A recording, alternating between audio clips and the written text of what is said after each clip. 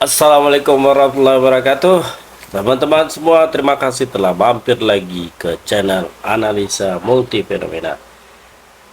Dunia politik, dunia bintang, dunia pesta poranya para binatang, asik gak asik, kata Bang Iwan Fals. Oke, kali ini kita mau review yang video-video pendek aja ya, yang beredar di Reels Facebook atau Instagram. Kita mulai ya. Patok pada yang akan melanjutkan IKN itu yang paling loyal kepada Jokowi, enggak yang kemudian semi loyal atau yang kemudian paling tidak loyal. Ini bukan tentang positioning politik Bapak Ibu. IKN itu tentang problem simple, uangnya ada atau tidak sebesar 470 triliun. Jadi siapapun yang akan jadi presiden. Boleh nggak saya koreksi? Waktu saya terlibat awal IKN memang 400-an ribu triliun. Iya. Tapi ketika berganti menteri menjadi 1.400 triliun. Astagfirullah. Sudah terjawab kan? Problemnya Gila. 1.400 triliunan. Tapi uangnya bisa buat atau tidak mau siapapun yang jadi presiden. Udah membengkak 1.400 triliunan sesuai kata info Ibu Koni itu. Ya Allah, kalau seandainya dibagiin ke peningkatan gaji PNS berapa juta itu masing-masing dapat. Ya Allah. Ternyata memang ya sangat besar sekali dana untuk menyelesaikannya apabila dilakukan terburu-buru gitu. Lebih baik dilakukan bertahap daripada seperti yang misalnya dibilang Bang Rocky. Saat Pak Jokowi mikirin IKN, ada orang kelaparan bunuh diri, ada anak-anak sekolah yang putus sekolah, ada anak-anak yang stunting, dan ya ada orang yang masih pusing mikirin besok makan apa. Masuk Pak Eko. Nafsu sih. Ini apa nih? Manis di bibir memutar kata, lah ini nyanyi. Lagu eksis ini Mbak. Manis di bibir memutar kata, malah kau tuduh akulah sebagai penyebabnya. Ada-ada aja. Oke, next. Pedas banget nih. Profesor Zulfikar bikin terdiam tim paslon lain. Amin lanjutkan pembangunan IKN tapi bukan jadi ibu kota. Alasannya sangat masuk akal. Dari paslon 1 kan menganut visi perubahan ya. Ini berkali kita tanya ke Mas Anies kemarin dalam debat perdana juga paslon 1 tanya akan melanjutkan IKN apa enggak, tapi nggak ada jawabannya. Sebenarnya gimana sih, akan melanjutkan IKN atau enggak? Mbak Rifana udah pernah ke IKN belum? Saya belum pernah. Oke, kasih bayangan. IKN itu luasnya seperti Jakarta, Depok, Bogor, Tangerang. Biayanya 466 triliun. 20% itu diambil dari APBN. Nah, 90 triliun dari 20% ini itu rencananya akan dipakai untuk membangun namanya kawasan inti pusat pemerintahan. Luas kawasan inti pusat pemerintahan itu sama seperti Jakarta Pusat dan Kuningan. Ya. Oke.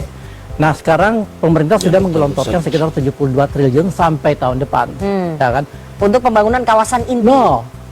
Untuk pembangunan sebuah wilayah yang luasnya itu seperti Monas. Artinya untuk membangun kawasan inti aja itu akan berlipat-lipat jumlah biaya yang dibutuhkan. Dan kita nggak tahu ujungnya di mana. Ya kan? Saya kasih contoh. Mesir itu sekarang sedang membangun ibu kota baru 50 km dari Kairo. Biayanya awalnya itu cuma 40 miliar US dollar. Sekarang tembus 58 dan proyek itu belum selesai. Ya Allah, benar-benar nyedot ya. Udah lah utang negara memuncak gitu kan. Rekor gitu utangnya. Gue jadi mikir gitu nih netizen ya. Di luar pro kontra nih, gue coba kembalikan itu seandainya kita punya sosok bapak gitu ya. Lu pilih mana? Seorang bapak yang menjamin kebutuhan lu selalu cukup sekolah atau apa gitu.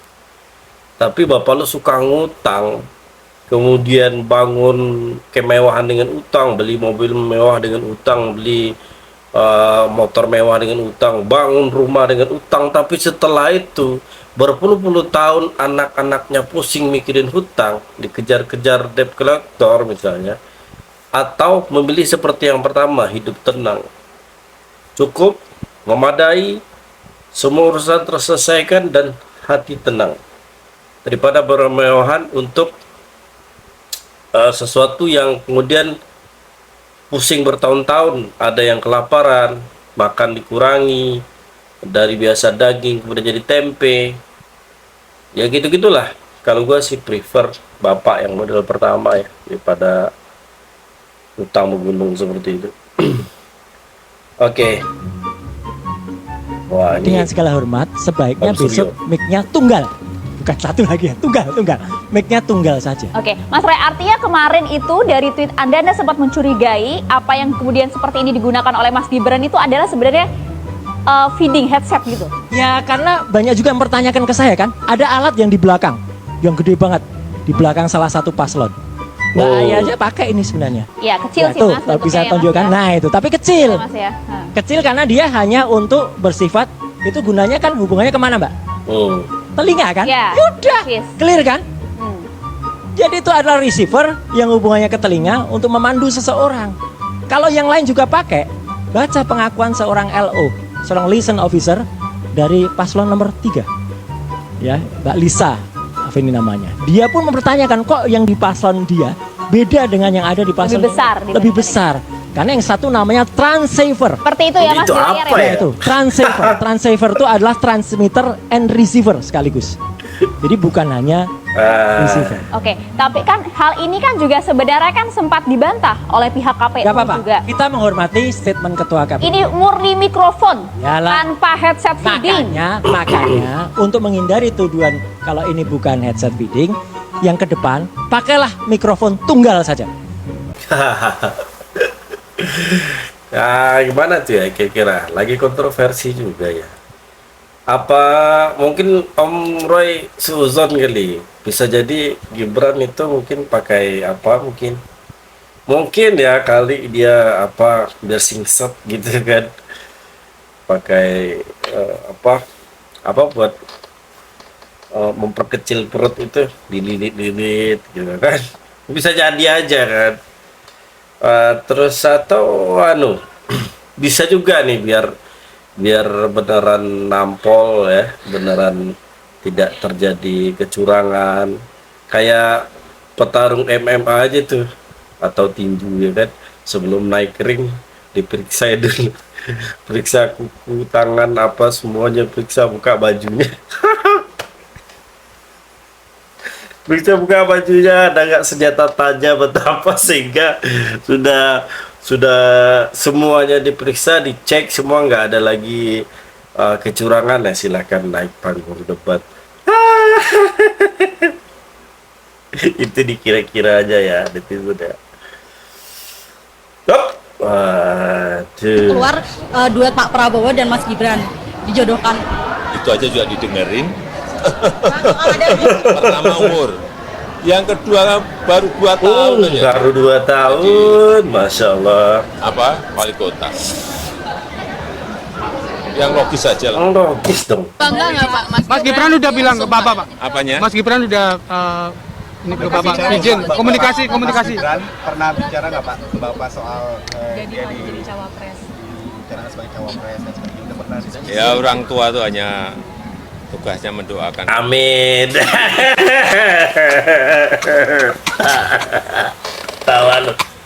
Tawa lo. Ya itu Om Kowi mah udah standar begini gitu. Kalau kata peneliti luar katanya apa, man of contradiction. Nah, ini bukan rahasia umum lagi, biasalah Pak Jokowi. Kata orang kalau bilang sesuatu pahamilah berlawan dengan apa yang beliau katakan. Kata orang-orang di negeri Wakanda, Pak. Ya, by the way, seingat saya ya, di dunia kerja, jadi manajer aja, jadi supervisor itu syaratnya 5 tahun tuh jadi staff dulu. Kalau manajer 7 atau 8 tahun. Jadi 5 tahun pengalaman, 3 tahun supervisor udah bisa jadi manajer. Ini 2 tahun pengalaman bisa jadi presiden. Mantap. Oke. Erick Thohir itu kurang apa? Coba tunjukkan kelemahan Erick Thohir ke saya apa? Nyaris nggak ada, bos. Lebih dari sempurna. Lebih 100% perfect. Jagoan dari PAN itu kurang apa? Coba tunjukkan ke saya. Apa kekurangan dan kelemahan dari Erick? Itu nyaris nggak ada. Nyaris nggak ada. Popularitas dan elektabilitasnya sampai sidratul muntaha untuk urusan cawapres pendamping Prabowo Subianto.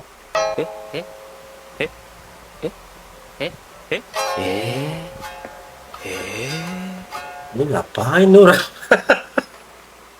Dungu banget ya. Astagfirullah. Kok ada pengamat politik dungu banget gini?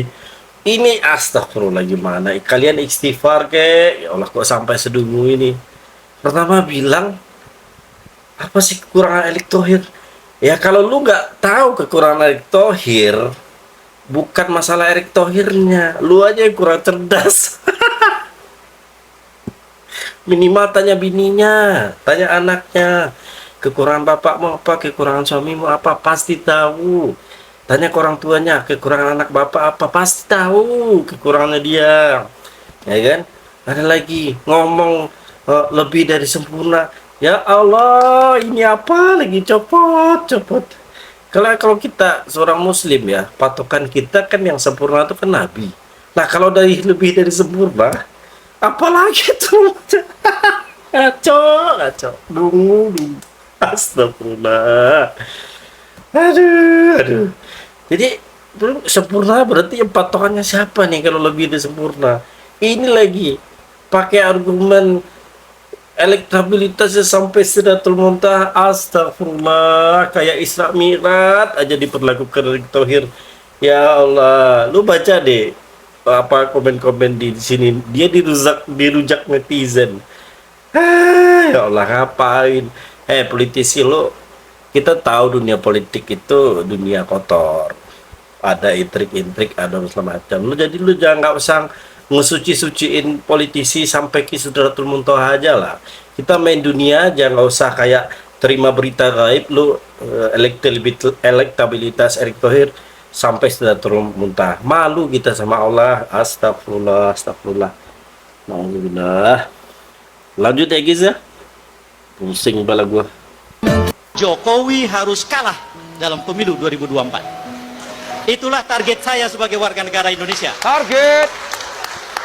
Jika tidak, maka pemimpin-pemimpin berikutnya akan menjadikan ini sebagai contoh. Tidak perlu 32 tahun untuk semena-mena di Indonesia. Cukup 9 tahun 1 bulan. Cukup 9 tahun saja. Cukup 8 tahun saja. Bahkan ada yang mengatakan cukup 5 tahun saja. 5. Tergantung kapan pendukung Jokowi itu mulai bertobat. Tobat. Nah, ini Bang Ep Saifullah ya. Ep Saifullah Fatah. Saya setuju banget Bang. Tolong dihentikan lah Pak Jokowi itu Bang. Dan siapapun yang bisa menghentikan, lebih baik diusahakan dihentikan. Karena semakin ke situ rezim yang tidak mau dibatasi kekuasaannya itu lama-lama makin sombong gitu. Jadi kalau gue pribadi tidak peduli Anies atau Ganjar yang menang, biar salah satunya, asal jangan ini deh yang keberlanjutan Pak Jokowi ini. Maksudnya karena ada Gibran ya gitu. Prabowo berpasangan dengan selain Gibran padahal bisa, tapi dia malah diboncengi oleh Gibran. Gua enggak. Ini dengan cara-cara yang kita sudah tahu. Ogah deh, yang lain aja. Bener Bang, perjuangin deh Bang. Salahnya bisa nggak lu Bang? Soalnya target si bos itu harus menang Bang, harus menang. Nah tolong bujuk saya supaya sholat. Puasa saya lakukan, semua saya lakukan kecuali sholat. Ketika Allah perintahkan ibadah-ibadah yang lain, itu cukup perintah ayat saja turun. Sholat semua dilakukan Bang. Masa Jo Tejo nggak kurang Allah merayumu buat sholat. Subuh azan Allah manggil Allahu Akbar, hayya ala salat gitu-gitu kan. Nggak datang lu. Zuhur nggak datang, asar nggak datang, maghrib nggak datang, isya nggak datang, ya nggak apa-apa nggak datang, cuma nanti ada panggilan wajib dari malaikat maut.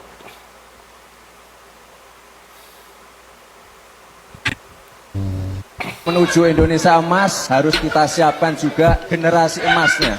Makanya ke depan Ya Allah, utang banyak, generasi emas kayak gimana coy? Digital. Di dunia ini yang namanya hilirisasi digital itu tidak ada.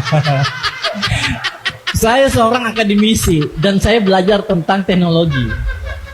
Namanya hilirisasi digital itu buatannya Gibran aja tuh. Nggak ada yang namanya hilirisasi digital. Yang ada itu adalah digitalisasi.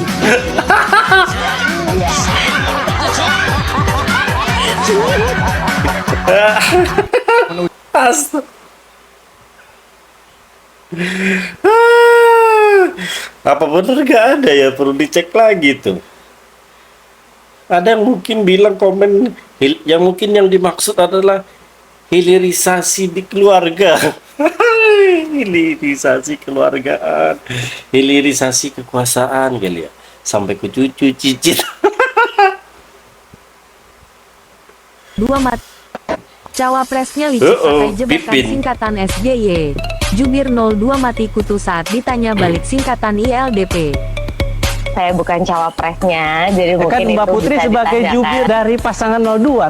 Soal SGIE itu ditanyakan ke Gus Imin. Kalau kata Mbak Putri, ini sebenarnya istilah-istilah biasa begitu Ya, Mbak, ya. di ekonomi syariah. Oke, saya juga mau tanya ke Mbak Putri. Kira-kira ILDP itu apa ya, Mbak Putri? Iya, Kalau Mbak Putri tahu SGIE atau SGIE, kira-kira ILDP apa? Gimana caranya untuk Indonesia lebih bagus, kita butuh ILDP. Kira-kira apa yang harus dilakukan oleh Mbak Putri? Silahkan Mbak Putri. Ya, karena saya bukan cawapresnya. Pasangan 02, tentu kalau ini pernah dibahas di forum 02, tentu seharusnya Mbak Putri paham apa itu ILDP. Ya, mungkin Mas Pipin nanti bisa memberikan teknik ini juga. Ini hal sederhana sebetulnya. Oke, ya. oke, Yang ingin Indonesia- saya sampaikan adalah bahwa seharusnya memang debat cawapres tidak sekaku kemarin. Tapi ILDP kalau tidak salah Indonesia Leadership Development Program. Betul. Jadi Mbak Anies paham itu, tapi ternyata kan Mbak Putri tidak paham itu. Saya ingin katakan bahwa seharusnya 5 tahun yang lalu itu tidak terulang kemarin itu. Kalau KPU-nya antisipatif, yang kedua memang calon wakil presidennya pesertanya tidak nakal. Kan persoalannya di situ sebetulnya. Ada upaya untuk menyebab sesuatu yang seharusnya jelaskan saja dulu. Jadi Anda Apa? melihatnya ini question trap atau seperti apa? Ya betul. Kalau kita lihat ini kan sebetulnya untuk menjatuhkan lawan. Dulu juga begitu. Cawapresnya licik pakai Ya Allah, Pipin. Guys, ini teman saya, si Pipin Sopian. Nah, sama-sama angkatan 2003 di UI.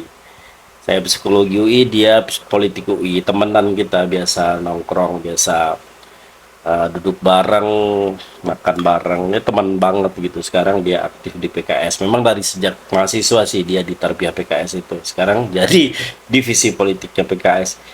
Tapi ini keren mah si Pipin. Tapi masalahnya lawan Lupin ini si Putri, ya Allah. Kalau dilihat dari lagu Jamrut, Putri gadis belia yang lagi belek. Dapat lawan si Pipin. Aduh. Putri. Jadi gini guys, kadang-kadang ya, ini baru serius ya. Dengan adanya fenomena Gibran ini, gue lihat kita semua udah tahu kawan lawan itu semua tahu cacatnya gitu lah kan. Tapi yang unik adalah banyak orang dengan motif apapun yang pintar pura-pura tolol, yang punya moral pura-pura nganggap biasa, pura-pura nggak salah, pura-pura maklum, pura-pura peduli generasi muda. Nah, presiden, kalau hitungan presiden, Anies muda, Ganjar muda, Gibran emang muda juga, tapi Muhaimin muda, Erik muda, Sandiaga Uno banyak yang muda, bukan Gibran doang. Sekarang seakan-akan di branding itu yang muda cuman Gibran. Indonesia tanah air beta, pusat jaya, Indonesia tanah air Maaf adik-adik, kita lagi bangun IKN, kita lagi bangun kereta cepat. Adik-adik tetap begitu aja, semoga kuat. Saya kira saya juga manusia kan, ya manusia kan punya perasaan, ya tebak aja sendiri bagaimana perasaan saya. Berjuang keras dia menang jadi gubernur dan ujungnya dia maju melawan saya. Pertanyaannya kemudian bagaimana perasaan Bapak? Ya bagaimana ya perasaan saya kira saya juga manusia kan, ya manusia kan punya perasaan, ya tebak aja sendiri bagaimana perasaan saya. Berjuang keras dia menang jadi Manusia punya perasaan Pak, apa tau ada yang nggak punya perasaan mungkin. Jadi gini, ini video dulu kecewanya Pak Prabowo sama Pak Jokowi kalau nggak salah ya. Kalau salah tolong koreksi dong di komen. Karena waktu itu sudah ada perjanjian dengan PDIP, Bu Mega, Pak Jokowi didukung pol-polan jadi gubernur Jakarta berpasangan dengan Ahok sebagai kader Gerindra menjadi gubernur Jakarta. Dan terjadilah kemenangan luar biasa, seorang pemimpin dari Solo menjadi gubernur Jakarta menumbangkan Fauzi Bowo. Dan itu didukung penuh oleh Pak Prabowo. Pak Prabowo mengira perjanjian itu akan ditepati dan ternyata dilanggar, ya kalah. Kalau tidak, biiznillah sudah jadi presiden dia dari dulu. Dan sekarang setelah beliau menjelang tua dan mengabdi 5 tahun dengan Pak Jokowi dan sekarang memutuskan untuk melanjutkan apa-apa yang Pak Jokowi sudah kerjakan, barulah Pak Jokowi berkata kepada beliau di sebuah video beberapa waktu yang agak lama dulu, sekarang gilirannya Pak Prabowo. Sebagai penutup, bagi gua Pak Jokowi ini rada tegaan ke orang yang udah usia lanjut ya, Presiden Jokowi ya. Pak Presiden misalnya Pak Luhut dikasih jabatan sakit, masuk rumah sakit. Sekarang Pak Prabowo juga udah usia lanjut, dipersiapkan jadi presiden melanjutkan Pak Jokowi. Ya mungkin bisa 1 periode atau 2 periode, tapi nggak apa-apa, backupnya kan mudah. Oke netizen, itu mungkin video-video hari ini. Terima kasih atas perhatiannya. Silakan ketawa ngakak di bawah kalau lu tertarik dengan ulasan videonya. Kurang lebihnya terima kasih banyak, dan kalau ada yang salah ucap, salah apa, harap dimaafkan saja ya. Terima kasih. Wassalamualaikum warahmatullahi wabarakatuh.